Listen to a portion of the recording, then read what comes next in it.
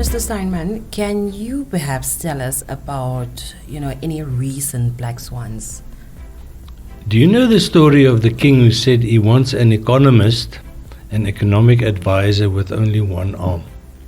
And then the rest of his court asked him, why do you want an economist with only one arm? Because he says, the economist I've got, and he isn't the first one, they always say on the one hand, this is possible, but on the other hand, blah, blah, blah, blah, blah. So they always tend to repudiate themselves in the same sort of talk or in the same presentation. So what they say is it may or may not be. Now, we've done exactly the same thing with the concept black swan. The moment it became known that there are actually black swans, you can see that there came a certain depth to the understanding of what is a black swan event. So it was fairly easy initially to say it's something that will never happen. Then it became a concept, it is something of which the event you cannot predict.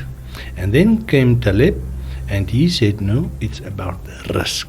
Remember, he was working in risk. It was his job to determine the risk.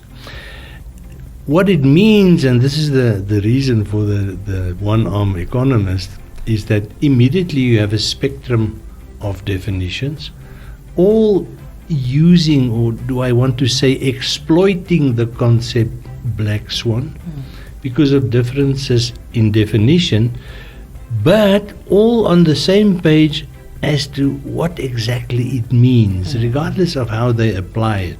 Now, I know this sounds a bit abstract and a bit philosophical, but bear with me. It's actually very pragmatic and real.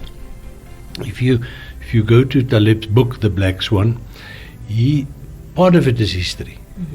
The events that I mentioned, 29 stock market crash, 87 stock market crash, but then he, as a risk analyst, started saying, no, but I can determine certain risks because I can prepare for them. And if you look at the insurance industry has to have a firm grasp on risk, otherwise they will not survive. And that's why they pay actuaries millions of dollars to make all these fancy calculations to determine risk, or in a technical sense, risk thresholds. So you understand what I mean? The level of risk, in other words. So if you take out an insurance policy on your own life, they go to, they do a risk assessment. If you have a sober lifestyle, that if you are fairly healthy, it means that the chances are more than just chance or randomness that you will reach the indicated lifespan, 70, 80, 85 years. So they price your policy accordingly. And that of that fact you are aware, and I'm sure our listeners, they've also found out that certain people pay more for life insurance and certain people pay less. A smoker pays more. Why? Because his risk assessment is higher. Now that is the risk that you can determine. Now we come to the risk that you cannot determine. And these are the real black swans. Flooding in the northern provinces. We know it will flood. We just can't say when. So that's like a hybrid part of the model. You see, we have to be prepared for flooding, but we cannot make a cross on the calendar, okay? It's going to start on the 7th of May or whatever. Bushfire in Etosha? Yes. If I would ask you, do you think that's a black swan event? Can you think of major fires in Etosha over the last 30 years?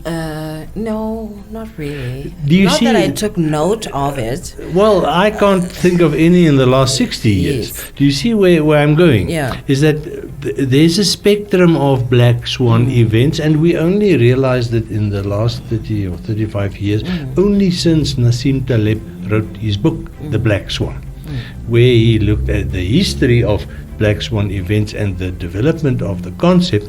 But I think it is generally assume today. There's sort of a consensus view among, or in the economics discipline, that risk is the determining factor. And from what I've just said, it's obvious that you can make provision for certain types of risk. You can even quantify certain types of risk.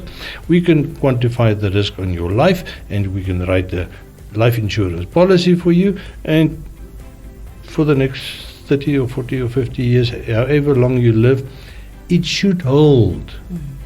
If you die younger, the effect is equalized in the big pool of people your age, your profile.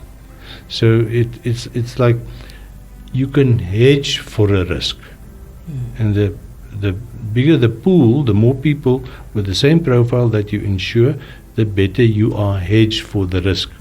And are you still with me on this page? Yeah. Does it make sense? You see, so then we get to the real black swans. A tsunami in Walvis Bay. Do you think it's possible?